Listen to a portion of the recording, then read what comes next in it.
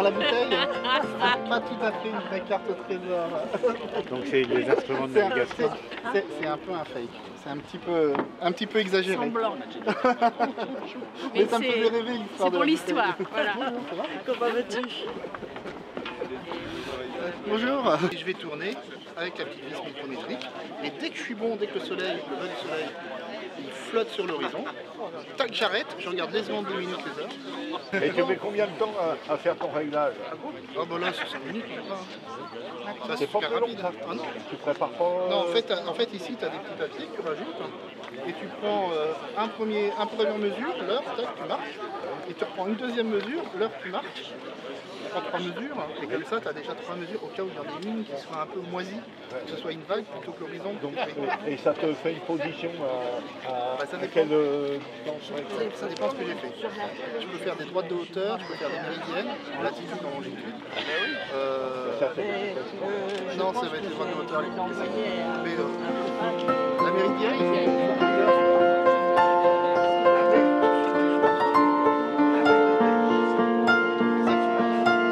entièrement bouché pour pouvoir garder la nourriture. Donc ça, c'est le stock de nourriture. Pour 7 mois de voyage, il me faut une grosse palette de nourriture. Donc c'est là où les petits enfants ils vont s'amuser à mon avis. ça leur fait une zone. Il y a du chocolat? Il n'y a pas de chocolat. Ils n'ont pas intérêt à piquer mon chocolat, hein, parce que sinon ça va pas aller.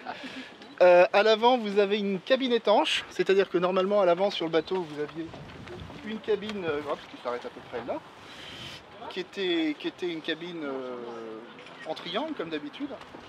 Donc là maintenant cette cabine, c'est pour les voiles. C'est pour les voiles, on peut y accéder par le haut et par l'intérieur, mais c'est une cabine étanche. Donc si jamais je heurte quelque chose, eh ben, ça va pas noyer le bateut. À l'arrière, il y a aussi des coffres étanches, tout est étanche, tout est prévu pour que si ça se retourne, eh ben, on prenne le moins d'eau possible. Voilà. Alors il faut imaginer que des fois, ça peut arriver que le mât tombe dans l'eau, et puis l'idée c'est que le mât il aille pas plus bas que l'eau. Voilà. S'il va plus bas que l'eau, c'est pas bon. Je vais commencer à être contrarié à un moment. Mais bon, c'est des choses qui peuvent arriver, mais... Voilà. Donc c'est un plus grand bateau que le tien. Ah oui. Un petit peu. Hein. Il est très haut sur l'eau. Il est très haut sur l'eau. Et puis tu as vu, il est très familial. Il est très protecteur. C'est la première fois que tu le vois? Ouais. Donc du coup, bienvenue, Capucine Trochet, qui est la future marraine dans quelques instants du bateau. Bonjour, je suis absolument désolée pour le retard, j'ai des petits soucis de moteur, comme quoi, même à terre, je vais pas très vite. Donc voilà, merci de votre patience. Alors Caroline, Capucine. pour tout le monde, Capucine, peut-on faire un peu votre parcours? Je crois que tout le monde attend ce parcours exceptionnel d'une marraine qui dans quelques temps, dans quelques minutes sera avec Arnaud. C'est quoi votre parcours? Alors moi je navigue à bord d'un petit bateau qui s'appelle Taratari, qui a la particularité d'avoir été construit avec de la toile de jute et des matériaux de récupération. Au départ j'étais lancée dans un parcours plutôt course au large avec le Mini 650 et tout ça. Et puis j'ai eu des soucis de santé et on m'a dit que ce serait impossible de naviguer. Et je me suis dit, alors j'étais, pour ceux qui connaissent, en Bretagne, le centre de Kerpap, qui est un centre de rééducation. En général, on va pas très bien quand on y est. J'ai passé 7 mois dans ce lit sans bouger, vraiment. Et j'étais en fauteuil et on me disait de renoncer, j'avais vraiment du mal. Et je me suis dit, l'essence même de mon rêve, de ce que je veux, c'est d'être en mer, de vivre quelque chose de fort en mer. Et c'est pas spécialement... faire de la compétition. Alors je me suis dit, il doit y avoir une autre possibilité. Si ça c'est pas possible, je ne peux pas. Quand on veut, on peut. Je trouve que c'est un peu compliqué à gérer quand la volonté n'est pas le problème. Mais je me suis dit, je peux autrement. Et puis j'ai eu la chance de rencontrer ce petit Taratari, ce petit bateau qui était à quai. Et je l'ai retapé pendant 3 mois avec ce que j'avais. C'est-à-dire que j'avais rien, mais rien à voir, j'aime bien dire ça, ça permet d'être créatif. Mais rien de rien. Hein. Parce que rien ça suffit pas, c'est vraiment que dalle. Pas grand-chose. Il y avait sur le mât des petits manchons pour des barres de flèche, je trouvais pas, j'ai été à la déchetterie, dans des ferrailleries. je trouvais rien. Ça, Ouais, c'est les barres de flèche. les barres de flèche qui sont là, qui permettent de tenir les câbles et donc le mât debout. Et j'ai fini par scier mes béquilles qui étaient parfaitement du bon diamètre pour le petit manchon. Alors ça avait créé une petite émotion dans le chantier où tout le monde s'était arrêté. Et moi, j'ai pas vu du tout le problème. J'ai commencé en fauteuil roulant. Au fur et à mesure de la réparation de Taratari, ben, en fait, je me réparais aussi. C'était vraiment une thérapie de groupe hein, entre ce bateau et moi. Et puis voilà, quand je marchais un peu mieux, bah donc j'ai scié mes béquilles, hop, ça marchait bien. Et le bateau reflottait, moi je remarchais, donc c'était plutôt chouette.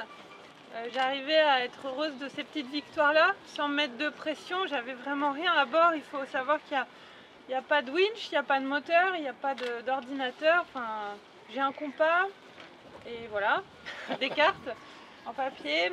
Et ouais, j'avais pas grand-chose. Mais j'avais vraiment envie d'y aller. Et je m'étais dit, si j'ai plus de plaisir ou si je me fais peur, bah, j'arrête et c'est pas grave. C'était assez simple en fait.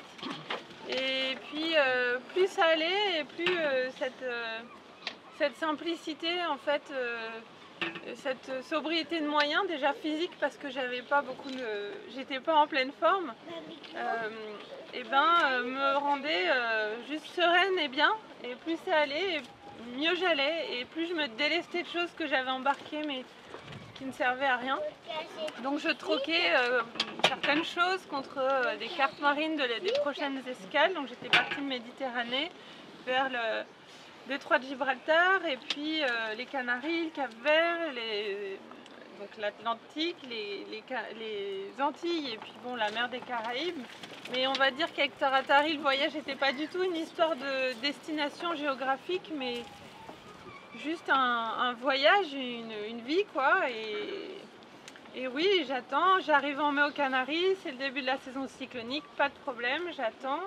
J'ai travaillé dans le chantier à apprendre en même temps à sertir des haubans, j'ai traduit des cartes de restaurants en français, j'ai fait des tas de petites choses pour bricoler, mais au final je dépensais même pas 100 € par mois, tout compris dans ma vie là, donc c'était bien et j'étais vraiment bien. En fait c'était une maladie orpheline et qu'on connaît mal parce qu'elle est orpheline et voilà, donc je fais avec, je vis avec, pas contre, je l'embarque à bord, je lui laisse une place la moins grande possible, mais parfois voilà, je l'écoute cette maladie parce qu'elle me met KO, je marche plus, voilà.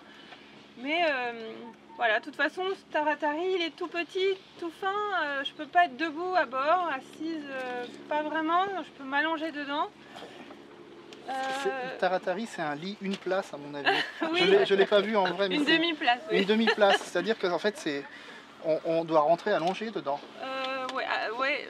En fait, faut être souple, oui. Voilà. Souvent dans les bateaux, on se dit est-ce qu'on tient debout, etc. Mais même pas en rêve là.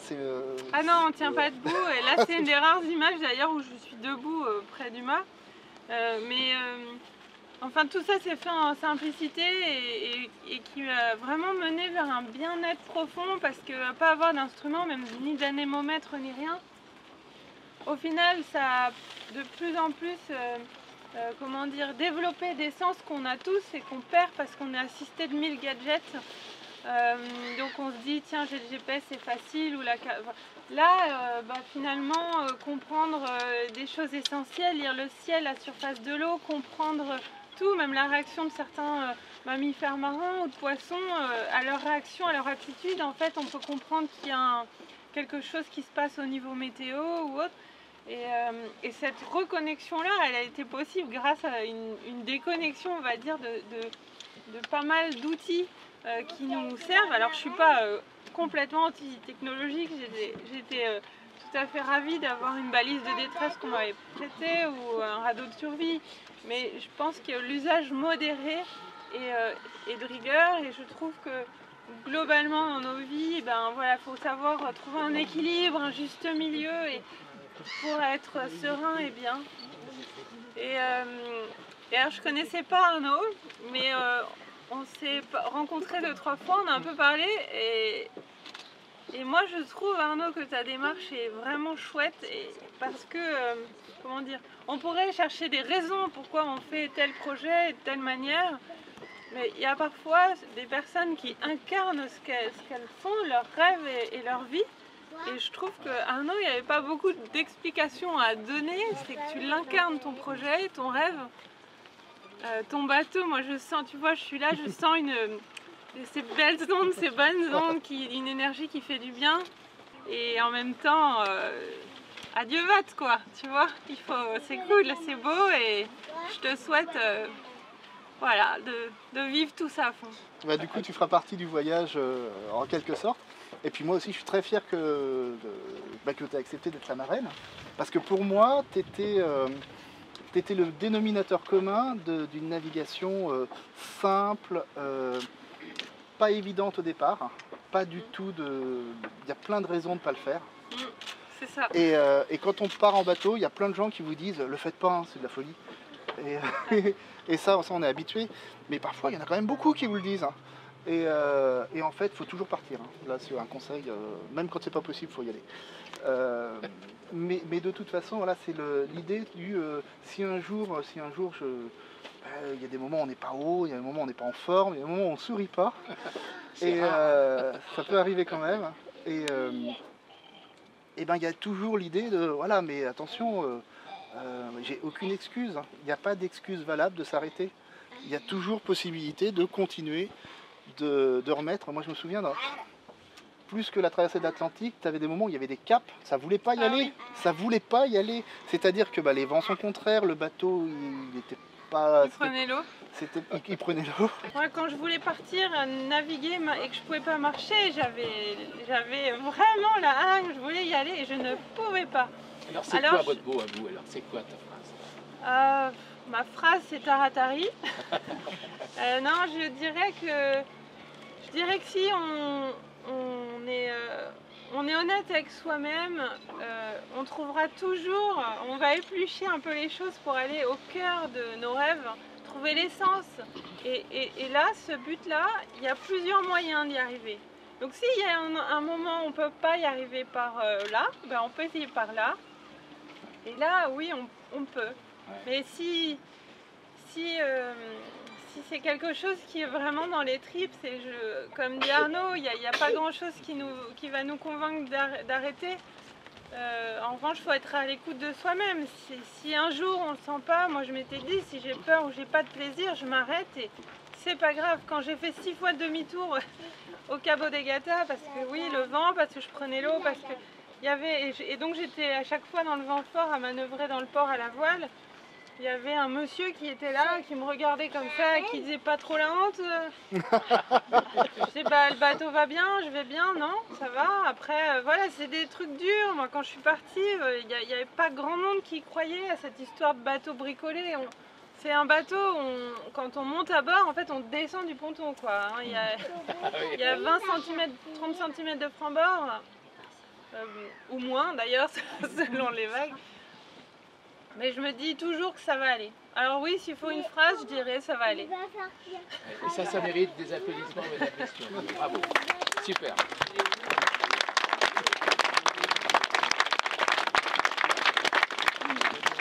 Honnêtement, le bateau, c'est une partie du corps, et puis moi, je suis l'esprit, et de toute façon, c'est un tout.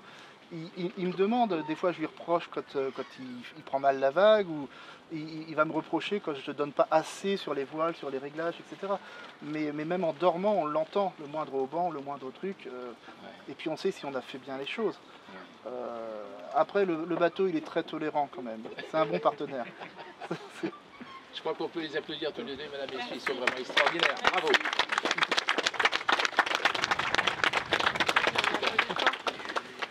Bon, allez Arnaud, allez, on est tous avec toi.